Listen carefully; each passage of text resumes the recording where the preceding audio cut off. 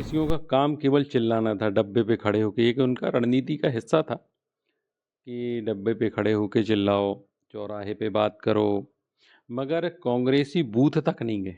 जी। इस पे हमारा था कि शिवराज जी ने बताया कि रास्ते में जितने कांटे थे, लाडली बहनाओं ने हमारे सारे कांटे निकाल दिए।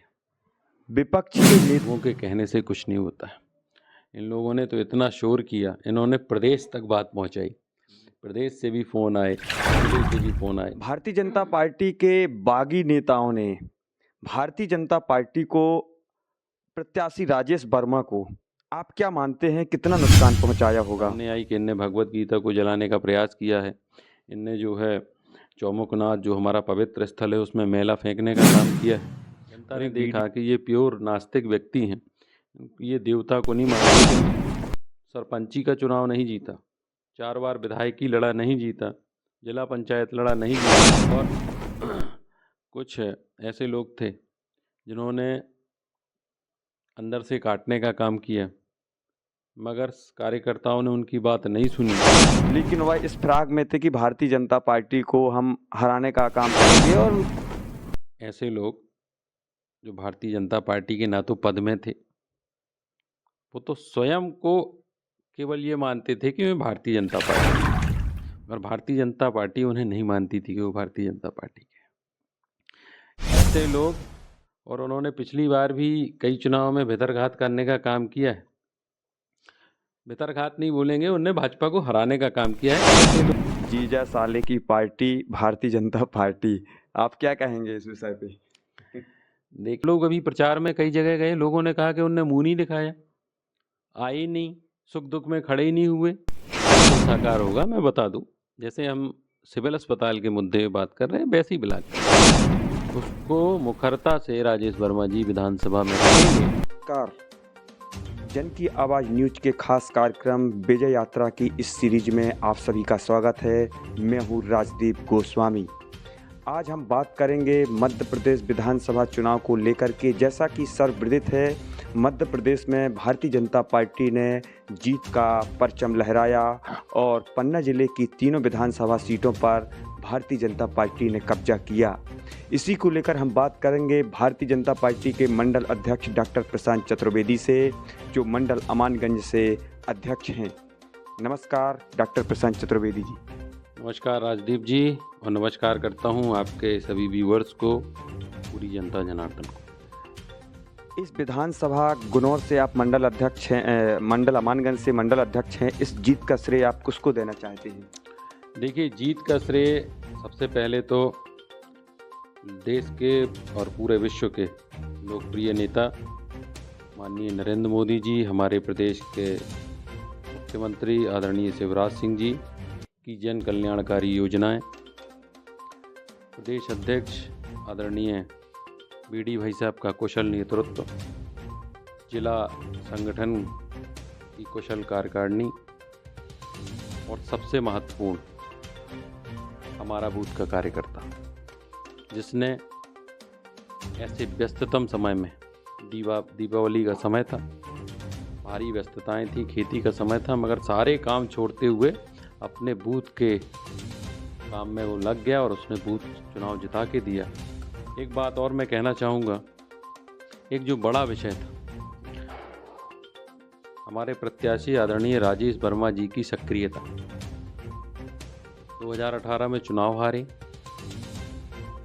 और चुनाव जीतने वाले शिवदयाल बागरी 5 साल विधानसभा से नदारद रहे, और 5 साल चुनाव हारने वाले राजेश वर्मा जी लगातार क्षेत्र में सक्रिय रहे। ये इस जो है जीत का बड़ा कारण रहा, हमारे बूथ का कार्यकर्ता, और ये सारी जो बातें मैंने आपको बताई। मध्य प्रदेश सहित गुनौर विधानसभा में बदलाव की लहर देखी जा रही थी, लेकिन आप सभी लोगों ने इन चुनौतियों का कैसे सामना किया? देखिए, बदलाव की लहर, लोग चिल्ला जरूर रहे थे कि बदलाव बदलाव, मुझे तो ज़मीन में कहीं समझ में नहीं आया। कांग्रेसियों का काम केवल चिल्लाना था डब्बे पे खड़े होके, ये कि उनका रणनीति का हिस्सा था कि डब्बे पे खड़े होके चिल्लाओ, चौराहे पे बात करो, मगर कांग्रेसी बूथ तक नहीं गए। बूथ पे हमारा कार्यकर्ता काम करता रहा पूरी ताकत से, और जो हमारे प्रदेश अध्यक्ष जी आदरणीय विष्णुदत्त शर्मा जी, उनके निर्देशन में जो हमने बूथ को सशक्तिकरण किया, बूथ को डिजिटलाइज किया और लगातार बूथ पे कार्यक्रम हुए, बूथ का सशक्तिकरण हुआ, उसके माध्यम से बूथ में नए नए कार्यकर्ता खड़े हुए। उन्होंने और माननीय अमित शाह जी ने जो कहा कि बूथ जीता तो चुनाव जीता, प्रत्येक कार्यकर्ता अपना अपना बूथ देखे, तो सब लोगों ने अपने अपने बूथ को देखा, मेहनत की, लोगों को प्रदेश की जन कल्याणकारी योजनाओं के बारे में बताया, मोदी जी की योजनाओं के बारे में बताया। और लाडली बहना जो हमारा प्रमुख और हमारी बहनें, मैं इस जीत के कारण में उनका नाम बताना भूल गया। सबसे बड़ा कारण एक और था, जैसा कि शिवराज जी ने बताया कि रास्ते में जितने कांटे थे, लाडली बहनाओं ने हमारे सारे कांटे निकाल दिए। विपक्ष के नेता मंडल अमानगंज में जोर शोर से पान के डिब्बों में, टपरों में, गलियों में चिल्ला रहे थे कि मंडल अमानगंज को 10,000 से हराएंगे और नगर अमानगंज को 2,000 से हराएंगे। क्या कहेंगे? देखिए, मैं पहले से कह रहा था कि लोगों के कहने से कुछ नहीं होता है।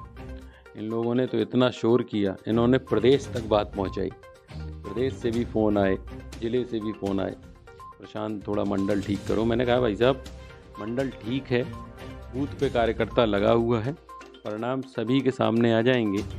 और जो है परिणाम आप सभी के सामने हैं। पिछली बार जो मंडल 5507 वोटों से हारा था, इस बार 1937 वोट से जीता है।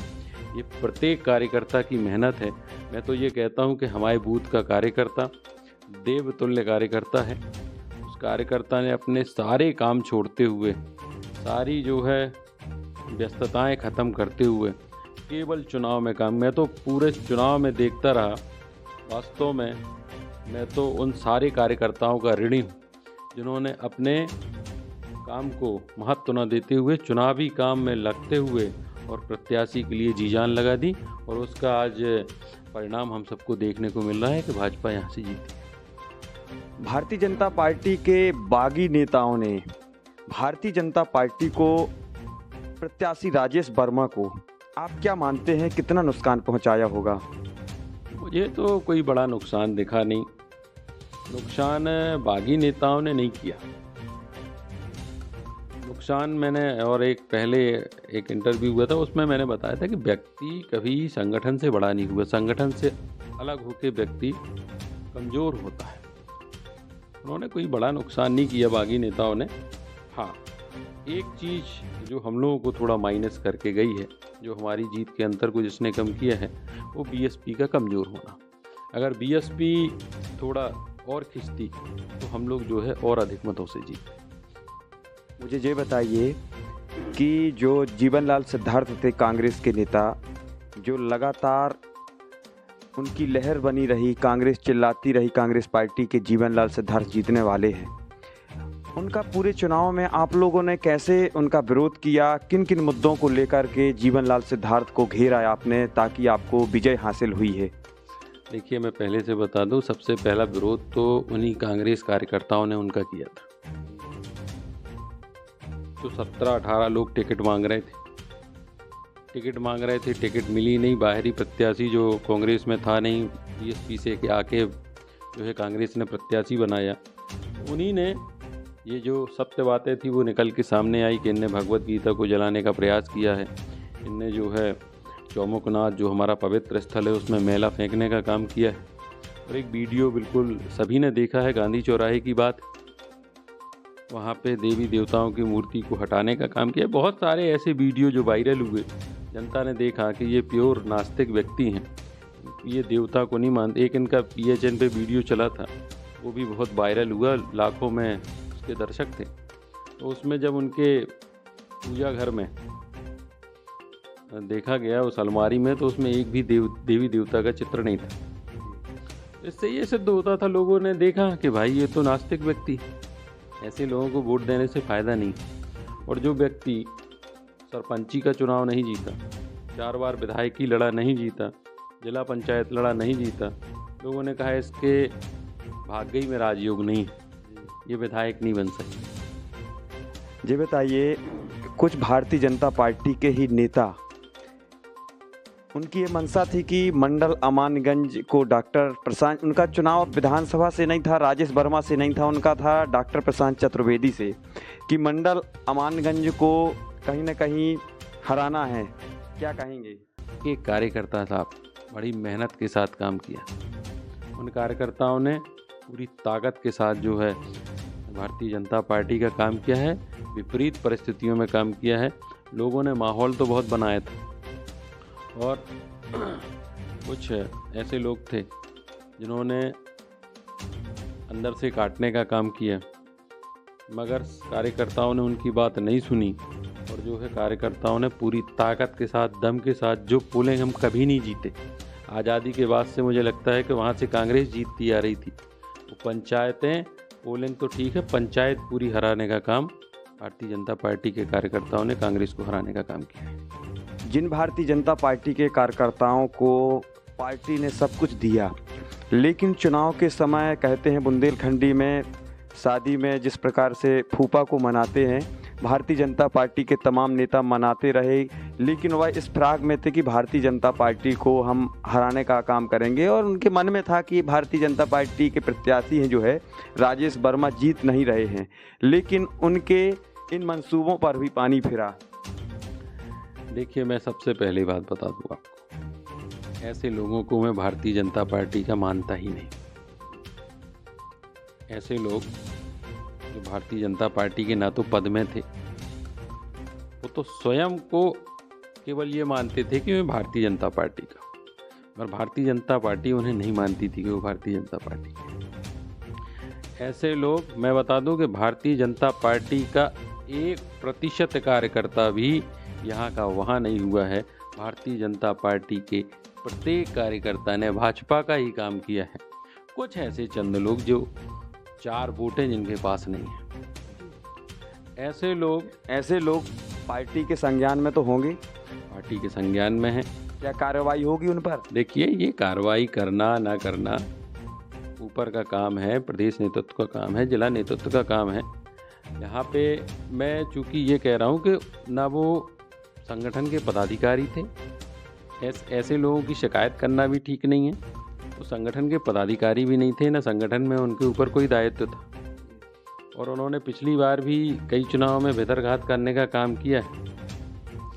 भितरघात नहीं बोलेंगे, उन्होंने भाजपा को हराने का काम किया है। ऐसे लोगों को पार्टी उन पर नज़र रखे हुए हैं जो आवश्यक, क्योंकि संगठन में है ही नहीं है तो उनको निकालने ना निकालने का तो विषय है ही नहीं, मगर ऐसे लोग लगातार उनके ऊपर छाप है।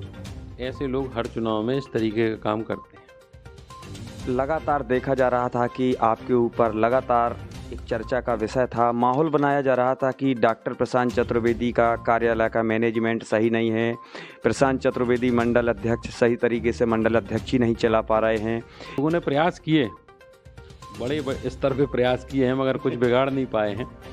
और मैं तो एक ईश्वर की कृपा कहिए कि उनकी सारी चालें हमारे पास पहले आ जाती थी कि अब ये करने वाले, उसका तोड़। हालांकि हम लोगों ने बोला नहीं, सारी चालें उनकी हमारे पास आती थी, जो चाल चल रहे हैं कि आज इनके घर को तोड़ना है, आज उनके घर को तोड़ना है। सारी चीज़ें हम लोग उस पर नज़र बनाए हुए थे और वो अपना काम जैसे ही करके जाते थे, उसके बाद हमारी जो टीम थी उसको ठीक करने का काम कर लेती थी। और वार्ड नंबर 7 तो जो है भाजपा का अवैध किला है, ये जो है कोई भेद नहीं सकता। मैं तो ये कहना चाहूँगा कि भारतीय जनता पार्टी अमानगंज में और अच्छा प्रदर्शन आगे होगा। मंडल अमानगंज 2018 का चुनाव देखें अगर, तो 2018 के चुनाव में काफ़ी अंतराल से मंडल अमानगंज हारा था। भारतीय जनता पार्टी का निराशाजनक प्रदर्शन रहा, लेकिन 2023 में यहाँ से बढ़त लेकर के राजेश वर्मा जाते हैं और वह बढ़त अंततः जीत तक वह बढ़त बरकरार रहती है। मंडल अमानगंज की 2200 तकरीबन की बढ़त है, ऐसा मानते हैं। इस पर क्या कहेंगे आप? देखिए, ये पिछली बार का जो विषय था उस समय मैं भाजपा में नहीं था, मैं भाजपा में नहीं था, मगर भाजपा के समर्थन में मैंने काम किया था, क्योंकि सक्रिय भूमिका में, मतलब जो मुख्य भूमिका रहती है उसमें, उस भूमिका में नहीं था। मंडल स्तर पे किस तरीके से भितरघात हुआ नहीं हुआ ये मुझे मालूम नहीं था, मगर ये परिणाम जरूर मालूम था कि 5507 वोट से अपन पिछला चुनाव हारे थे। उसको दृष्टिगत रखते हुए हम लोगों ने ये ABC की, जो हम कभी नहीं हारे, कभी नहीं जीते हैं, ऐसा C ग्रेड में हमने रखा था। जो कभी जीतते हैं कभी हारते हैं उसको B में रखा था। जो कभी नहीं हारते उसको A ग्रेड में रखा था। तो हम लोगों ने C ग्रेड पे काम किया है। जो बूथ हम लोग कभी नहीं जीते उस बूथ को मजबूत करने का काम किया है। जैसे पगरा जो है, हम लोग 400-500 वोट से हारते थे। तकरीबन कांग्रेस के बाद जो जीतती रही वो आप जीते हैं। इस बार हम लोग सारे वार्ड जीते हैं। अमानगंज में मात्र 46 वोट का अंतर रहा है, वो कोई बड़ा अंतर नहीं है। पिछली बार अमानगंज से थोड़ा लीड मिली थी, मगर जो है बाकी ग्रामीण क्षेत्र में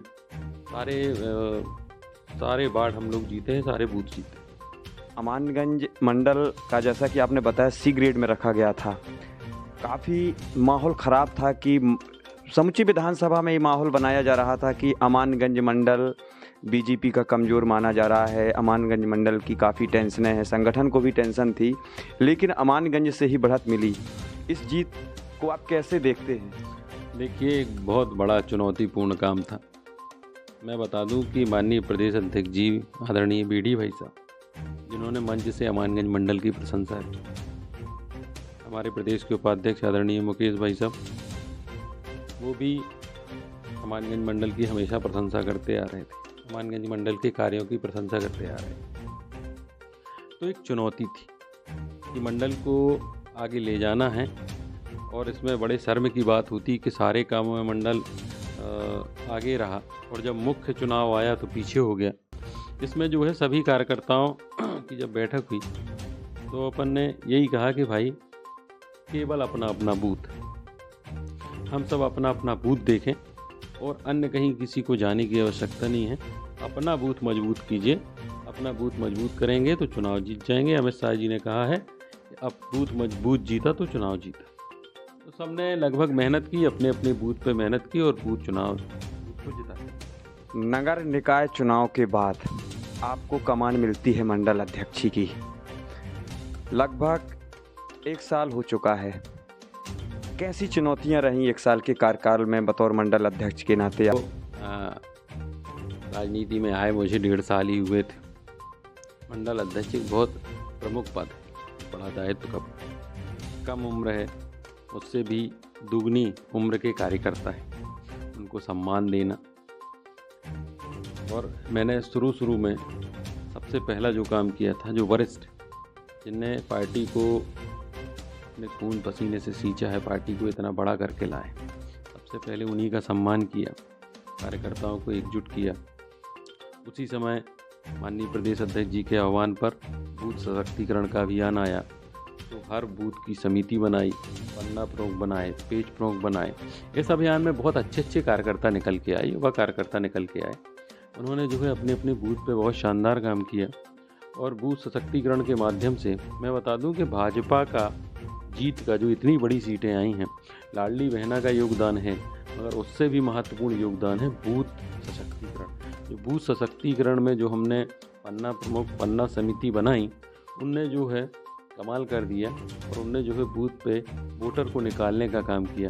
मैं बता दूं कि इतिहास में कभी भी महिलाएं इतनी बड़ी संख्या में वोट डालने नहीं आईं। तो ये बूथ के कार्यकर्ता की मेहनत थी कि जो है भारतीय जनता पार्टी की योजनाओं को, और भारतीय जनता पार्टी के जो मतदाता थे उनको जो है घर से निकालने का काम हमारे कार्यकर्ता ने। एक विपक्षियों ने नारा बनाया था कि लगातार चुनाव के दौरान कि भारतीय जनता पार्टी, उनका ऐसा मानना था कि भारतीय जनता पार्टी जो है बहुत निराशाजनक प्रदर्शन में है और पीछे है कांग्रेस से कुल मिला के। और एक नारा बनाया जा रहा था कि जो आपके महामंत्री हैं वो रिश्ते में आपके साले लगते हैं, प्रदीप अवस्थी जी। एक नारा कांग्रेसियों ने बनाया था, जीजा साले की पार्टी भारतीय जनता पार्टी। आप क्या कहेंगे इस विषय पे? देखिए, मैं तो इस पे यही कहूँगा कि प्रदीप अवस्थी जो हमारे महामंत्री हैं रिश्ते में साले हैं। मैंने उनको महामंत्री नहीं बनाया, वो पहले से महामंत्री थे। मैं तो बाद में मंडल अध्यक्ष बना और मैंने एक भी कार्यकर्ता नया नहीं बनाया अपनी कार्यकारिणी में। जैसी कार्यकारिणी मुझे मिली थी मैंने उसी कार्यकारिणी को चलाया। कोई एक कार्यकर्ता बता दे कि केवल जीजा साले ने स्वयं निर्णय लिए हो या महामंत्री और अध्यक्ष ने जो कहा हो वो किया हो। हमने तो सारी बैठकों में सर्वसम्मति से निर्णय लिए। एक कार्यकर्ता आप बता दीजिए। पता चला है किसने नारा बनाया है? ये तो देखिए काम है और मैं उनको धन्यवाद देता हूँ। मैं अपने आलोचकों को धन्यवाद देता हूँ जिन्होंने मेरी अनुपस्थिति में मेरे नाम को बनाए रखा। उनने मुझे शक्ति दी, उनने मुझे जागृत करके रखा कि आप पीछे हैं, अमानगंज मंडल इतने से हैं। हम लोगों ने और मेहनत की और जो है आज परिणाम सुखद है। संघर्ष हुआ और मैं तो बता दूं कि मैं अपने आलोचकों को जवाब नहीं देता हूं। मैं अपने आलोचकों को अपने काम से जवाब देता हूं। जैसे सचिन तेंदुलकर कभी अपने आलोचकों को मुँह से जवाब नहीं देते, जो है उनका बल्ला उनका जवाब देता है। वैसे ही मैंने सभी से यही कहा था कि परिणाम देखना, अभी व्यर्थ की बातें मत करो। और आलोचक आपके लिए जो है अमृत के समान है, उनकी आलोचना से ही आपको ऊर्जा मिलती है, मुझे ऊर्जा मिलती है। ये बताइए, कांग्रेस पार्टी अपनी हार स्वीकार नहीं कर पा रही है। अब देखिए, कांग्रेस पार्टी के पास न संगठन है, न नीति है, न नीयत है और न संस्कार है। मैंने कहा था, पन्ना में एक इंटरव्यू हुआ था आदरणीय दाऊसा ब्रजेंद्र प्रताप सिंह जी के विधानसभा क्षेत्र में हुआ था, तो मैंने कहा कांग्रेस कभी नहीं आएगी। उसका कारण ये था कि कांग्रेसियों में थोड़ी सी कोई चीज़ मिल गई तो उसको इतना हौवा बना लेते हैं। 15 महीने की सरकार आई थी तो हमारे एक ट्रॉमा सेंटर का जो उद्घाटन हुआ था उसमें छोटे छोटे कांग्रेसी नेता सीट पे बैठे थे, एक सीट पे बैठे थे, दूसरे पे पैर रखे थे और हमारे सांसद जी और विधायक जी दोनों खड़े थे। तो ऐसे संस्कार हैं, ऐसे कुसंस्कारों वाले लोग तो कभी सरकार बना ही नहीं सकते। और ईवीएम कहा था ना कि कुछ दल मिलके भाजपा पे मिथ्या रूप लगाते हैं, तो सुनो बताएं भाजपा के वोट कहाँ से आते हैं। ईवीएम में अगर घोटाला करना होता ना तो नरोत्तम मिश्रा जी चुनाव नहीं हारते, भगत सिंह कुलस्ते जी चुनाव नहीं हारते, हमारे 20 बड़े नेता चुनाव हार गए। तो अगर सफाई करना होता तो सब साफ हो जाते। हमारे बड़े बड़े नेता और बड़े अंतर से चुनाव हारे। तो इसमें कोई ईवीएम का रोल नहीं है। ईवीएम का रोना तो कांग्रेस के पास भाई बहाना भी तो चाहिए हारने का। भाई जब आप फील्ड अमानगंज ही देखिए ना, अमानगंज में हल्ला था कि अमानगंज मंडल हम 10,000 से जीत के जा रहे हैं, हम जो है अमानगंज नगर 2,000 से जीत रहे हैं, हम ऐसा कर रहे हैं। तो हम लोगों के पास जब खबर आती थी कि भैया वो तो कह रहे हैं कि आप पूरे 15 वार्ड हार रहे हैं, वो तो पूरा मंडल 10,000 से हरा रहे हैं, तो हमने कहा कि तुम अपना काम करते चलो, जो शोर कर रहे हैं उनको शोर करने दो, आप अपना काम करो। और हम लोग काम करते रहे, वो शोर करते रहे, तो काम वालों की जीत हुई। एक विषय और है, वहीं लोकल के कार्यकर्ता मंडल अमानगंज के विपक्षी दल हार स्वीकार नहीं कर पा रहे हैं अपनी। वहीं वरिष्ठ नेता कांग्रेस पार्टी के राष्ट्रीय नेता अधीर रंजन चौधरी का कहना है कि यह भारतीय जनता पार्टी की जीत नहीं है, यह मोदी की जीत है। देखिए, मैं तो अधीर रंजन चौधरी जी को क्या बोलूं। मोदी जी का स्वयं का कहना है कि मैं एक पहले भारतीय जनता पार्टी का कार्यकर्ता हूं, इसके बाद दायित्व की दृष्टि से प्रधानमंत्री। माननीय जेपी नड्डा जी भी भारतीय जनता पार्टी के एक बूथ के कार्यकर्ता हैं, उसके बाद उनको जो दायित्व मिला है वो राष्ट्रीय अध्यक्ष का है। तो भारतीय जनता पार्टी एक संस्कारित, अनुशासित, संगठित लोगों का एक समूह है। भाई भारतीय जनता पार्टी कोई व्यक्ति थोड़ी है, एक विचारधारा है, संगठित लोगों का समूह है।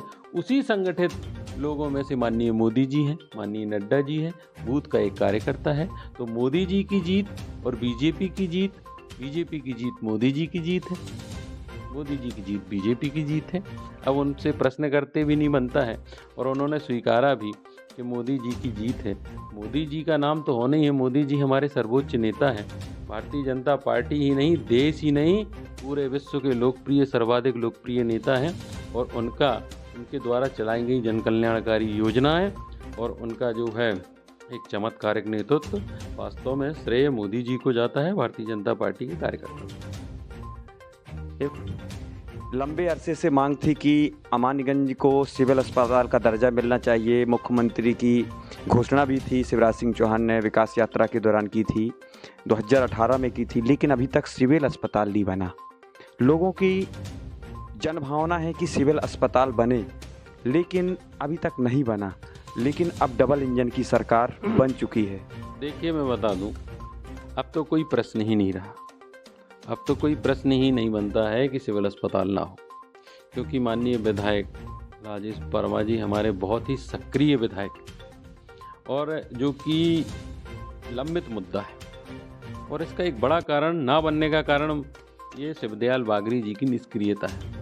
5 साल विधायक रहे, मुझे तो नहीं लगता। हम लोग अभी प्रचार में कई जगह गए, लोगों ने कहा कि उनने मुँह नहीं दिखाया, आए ही नहीं, सुख दुख में खड़े ही नहीं हुए। तो जब लोगों के आप सुख दुख में खड़े ही नहीं हुए तो सिविल अस्पताल के लिए आपने पत्राचार नहीं किया, कोई बड़े मुद्दों के लिए आपने पत्राचार नहीं किया। अब राजेश वर्मा जी हमारे विधायक हैं, ताकत के साथ विधानसभा में सिविल अस्पताल का मुद्दा उठेगा, सिविल अस्पताल बन के रहेगा। और अभी जो बाईपास की बात अभी पिछले आप लोगों ने रखी थी, तो मैं बता दूं, आप लोगों को ही पता है कि कितने संघर्ष के बाद माननीय कलेक्टर साहब, माननीय मुख्यमंत्री जी, खनिज मंत्री जी, प्रभारी मंत्री जी, माननीय बीडी भाई साहब, कलेक्टर साहब, सबसे मिलना हुआ और एमपीआरडीसी के मुख्य जो अधिकारी हैं बारबे सर, उनसे बात हुई, कई लोगों से बात हुई। अब आपका जो है बाईपास चालू हो गया है। ये बताइए, शिवदयाल बागरी जी की निष्क्रियता का आप लोगों को फ़ायदा मिली? आप लोगों ने जमकर वह मुद्दा उछाला, मुद्दा बनाया, वो 5 साल निकले नहीं, आए नहीं, और निश्चित रूप से लाभ मिला। लेकिन आप लोगों का यह कहना था कि हमारा विधायक नहीं है, अगर विधायक होता तो विकास होता, अमानगंज ब्लॉक बनता, सिविल अस्पताल बनता, तमाम विकास में आगे रहता अमानगंज। लेकिन प्रदेश के नेताओं ने अमानगंज की अभी तक सुध नहीं ली। क्या अब राजेश वर्मा जी के विधायक बनने के बाद ब्लॉक का सपना साकार होगा? बिल्कुल साकार होगा। मैं बता दूं, जैसे हम सिविल अस्पताल के मुद्दे बात कर रहे हैं, वैसे ही ब्लॉक का मुद्दा है कि जनप्रतिनिधि की आवाज़ विधानसभा में नहीं गूंजी, मगर राजेश वर्मा जी, चाहे वो सिविल अस्पताल का मुद्दा हो, चाहे जो है मिढ़ासन के सौंदर्यीकरण का मुद्दा हो, चाहे विधानसभा का कोई भी मुद्दा हो, और चाहे अमानगंज के ब्लॉक का मुद्दा हो, सारी जो आवश्यकताओं की चीज़ें हैं उसको मुखरता से राजेश वर्मा जी विधानसभा में रखेंगे। और जो है ये सारी मांगें जो बहुप्रतीक्षित हैं, अमानगंज का स्टेडियम, बहुत सारी चीज़ें हैं, ये सारी चीज़ें जल्द से जल्द पूर्ण होंगी। मैं आपको आदरणीय भाई साहब, हमारे विधायक जी राजेश वर्मा जी की तरफ से आश्वस्त करता हूँ कि बहुत शीघ्र ही इन सारी बातों पर निर्णय हो जाएगा। ये थे हमारे साथ में मंडल अध्यक्ष डॉक्टर प्रशांत चतुर्वेदी। निश्चित रूप से लंबे अरसे के बाद राजेश वर्मा की यहाँ की जन भावना थी कि लोगों की जनभावना थी कि डॉक्टर राजेश वर्मा विधायक बने। काफ़ी तेज तर्राट नेताओं में शुमार हैं डॉक्टर राजेश वर्मा। अब देखते हैं कि अमानगंज विकास में कितना आगे जाता है, कितना ऊंचाइयों की ओर जाता है। देखते रहिए जन की आवाज़ न्यूज़, राजदीप गोस्वामी के साथ।